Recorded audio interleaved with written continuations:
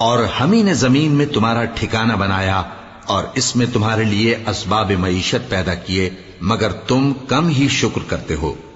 اور ہم ہی نے تم کو ابتدا میں مٹی سے پیدا کیا، پھر تمہاری شکل و صورت بنائی، پھر فرشتوں کو حکم دیا کہ آدم کے آگے سجدہ کرو، تو سب نے سجدہ کیا لیکن ابلیس کہ وہ سجدہ کرنے والوں میں شامل نہ ہوا۔ اللہ نے فرمایا، جب میں نے تجھ کو بھی حکم دیا تھا تو کس چیز نے تجھے سجدہ کرنے سے باز رکھا؟